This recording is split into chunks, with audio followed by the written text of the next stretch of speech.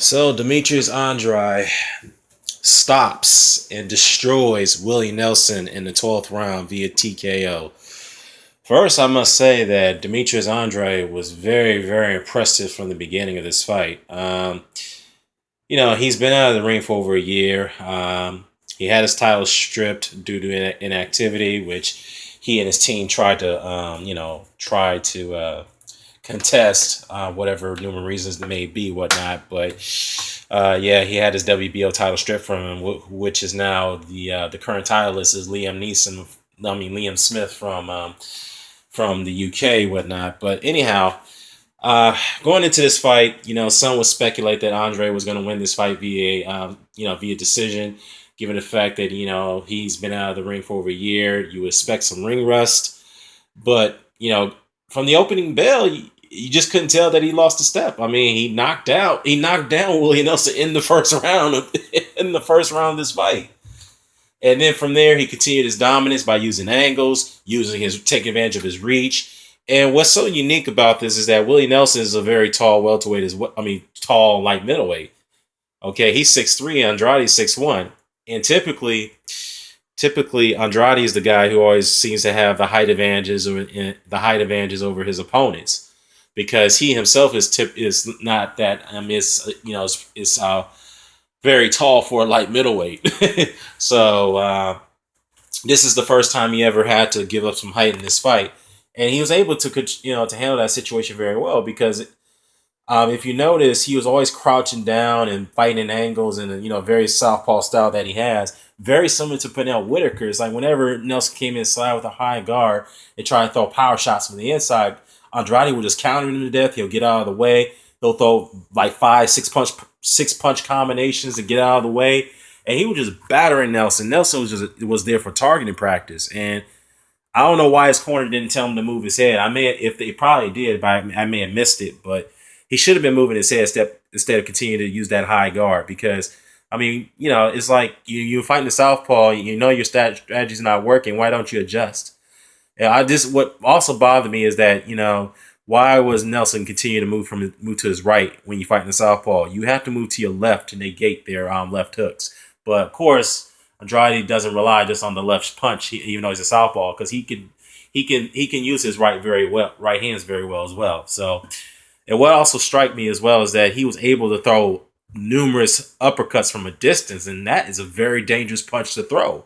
What I mean by dangerous, it's a very dangerous punch to throw, because when you throw an uppercut from far out, from from a far distance, you leave yourself incredibly wide open, because I say 8%, last say 8, maybe about like almost 90% of the time, you're not going to connect on that punch.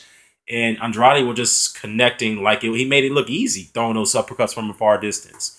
So yeah, he closed out the 9th round with like an 8-punch combination, which is kind of almost unprecedented to do against a fighter. So yeah, and then the 9th round, I think it was the 10th round, or the 11th round, where he knocked down Nelson. I'm sorry, he knocked down Nelson with a vicious right hook, put him down, and Nelson was really, really battered, because he staggered back to his corner after the bell. And then when this corner decided to let him go back out there and try to finish the fight, Andrade continued his onslaught, knocked down Nelson through the corner. He got up, and then he battered him again with his blazing hand speed and combinations, and the fight got stopped. And all I gotta say is this, man: the 154 division. Not saying. Let me take this back a little bit. All I gotta say is that Demetrius Andrade made a statement, and we all know that he recently came out and spoke about the current state of the division and his ambitions to go up and fight Gennady Golovkin. But first, before he does that, he wants to clear out the 154 division, and him fighting in the impressive style that he fought tonight against Willie Nelson, he clearly made that statement. So Golovkin and all those other Golovkin and the other 154-pound fighters like the Charlo brothers, Von Monterosian, Lara, Cotto. I know Cotto was mentioned in this as well. All those other guys, Liam Neeson. Those guys now have been put on notice. J. Rock Williams, they all been put on notice, because Demetrius Andrade is coming for you guys. All right, and I have to be real. He is coming for you. And Golovkin, I think he needs to be more aware of this because this is a guy that, again, Andrade did call him out. So I'm sure K2 and Abel Sanchez is taking notice of this fight. So based off this performance, I'm not sure they're going to risk it. But to me, I would like to see this fight happen. But again, let me know what you think, man. What do you guys think about Demetrius Andrade and his performance? Who do you think he should fight next? Should he go after the Charlo brothers? Should he go after Liam Smith? Should he go after Miguel Cotto? Should he go after Austin Trout? Well, actually, Austin Trout's kind of out of the runnings now. But Erislandy Lara, Vanes Monterosian. I thought he actually beat Monterosian. My bad. He beat him already.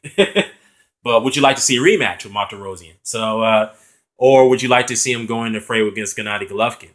Let me know what you think, y'all. Care to comment, share, subscribe. Signing off. Peace.